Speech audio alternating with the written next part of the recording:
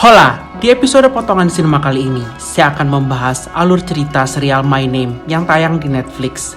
Serial 8 episode ini akan saya bahas per 2 episode. Jadi, nanti akan ada 4 episode pembahasan serial ini. Begini, alur cerita serial My Name. Tokoh utama dari serial ini adalah Yoon Ji-woo, putri 17 tahun dari seorang yang tak pernah ada untuknya, pecandu narkoba, dan mungkin ayahnya adalah gangster. Dia dilecehkan dalam perjalanan ke sekolah oleh polisi, dan di sekolah dia juga dihina-hina sama para tukang bully. Ji-woo ini sejak episode perdana sudah diperlihatkan kalau dia cerdas dan punya kemampuan fisik. Dia berlatih di pagi hari, dan ketika para pengganggu di sekolah bertindak terlalu jauh, dia mengalahkan mereka semua dengan mudah. Sebelum pada akhirnya dia memutuskan untuk keluar dari sekolahnya itu.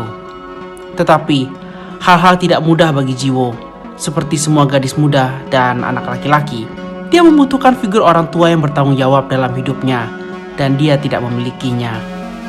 Di hari ulang tahunnya yang ke-17, meski dia mendapatkan kue dan bunga dari ayahnya, dia tak mengambil hadiah itu. Ji-woo pun mendapatkan telepon dari nomor yang tak dikenalnya. Itu ternyata adalah telepon dari ayahnya. Ayahnya mengucapkan selamat ulang tahun, tapi karena kesal, Ji-woo mengatakan kalau dia akan pergi jauh dari tempat tinggalnya itu dan meninggalkan ayahnya. Ayahnya yang merasakan kesedihan putrinya lalu memilih datang ke apartemen itu. Padahal ayahnya yang sudah 3 tahun buron sedang ditunggu polisi di depan apartemennya. Saat Dong-hun, ayah Ji-woo, mau masuk ke dalam apartemen, ada seseorang yang datang. Ji-woo pun menyaksikan ayahnya ditembak mati melalui lubang intip apartemennya oleh sosok berkerudung. Tindakan terakhir ayahnya adalah memastikan Ji-woo tetap terkunci di apartemen itu dengan aman. Setelah kematian Dong-hun, Ji-woo merasa putus asa. Teman-teman gangsternya yang berjas hitam menghadiri pemakaman ayahnya itu dan memberitahu kalau Dong-hun adalah ayah yang jauh lebih baik daripada yang Ji-woo kira. Polisi tidak bisa mendapatkan petunjuk apapun dalam penyelidikan dan secara tidak langsung menyalahkan kematian ayahnya pada Ji-woo karena tidak menyuruh ayahnya menyerahkan diri pada polisi. Ji-woo tidak punya tempat lain selain pergi ke rekan lama Dong-hun. Dia mengatakan jika mereka membantunya menemukan pembunuhnya, dia akan membunuh pembunuh itu sendiri.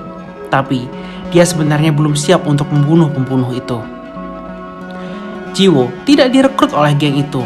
Sebaliknya, dia dibiarkan berlarut-larut dalam kesedihannya sampai sosok berkerudung, mungkin orang yang sama yang membunuh ayahnya, tiba tanpa pemberitahuan di apartemennya. Dia akhirnya mengumpulkan keberanian untuk turun ke jalan, membagikan poster buronan yang menyerang ayahnya, dengan janji akan memberikan hadiah bagi yang memberikan informasi siapa pembunuh itu. Tentu saja, hadiah itu menarik beberapa penjahat yang meminta Ji-woo ke pertemuan malam hari dan mencoba merampok uangnya. Dia melawan, tetapi para pria itu memukulinya, mengikatnya, dan menculiknya.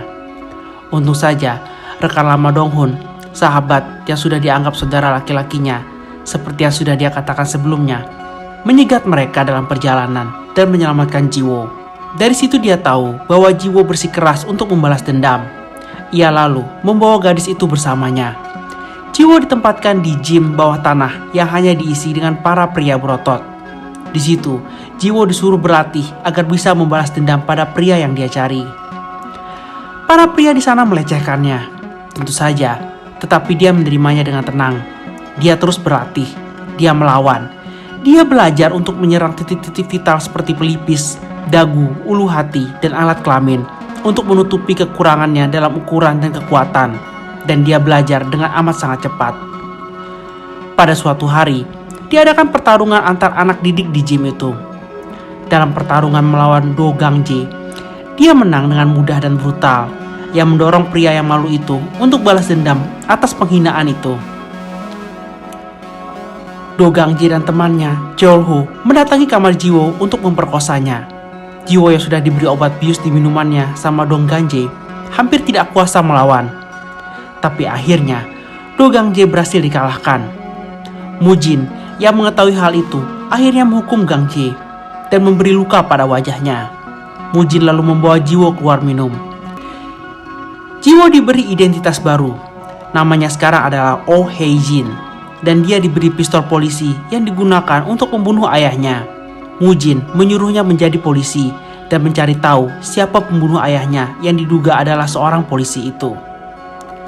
Seiring berlalunya waktu dan pelatihannya berlanjut, Oh Hae-jin menjadi anggota penuh organisasi yang menyamar di dalam kepolisian. Oh Hae-jin masuk ke satuan polisi narkotika di mana ada Pildo dan juga kepala satuan itu adalah Kapten Cha yang dicurigai sebagai pembunuh ayahnya. Sebuah kilas balik memperlihatkan hubungan kesetiaan Mujin dan Dong-hun adalah karena Dong-hun dulu pernah menyelamatkan Mujin. Makanya Mujin pun sekarang membalasnya dengan menyelamatkan Oh Hae-jin. Hae-jin yang semakin tangguh juga dengan mudah mengalahkan sejumlah preman saat berburu bandar narkoba bernama Mango.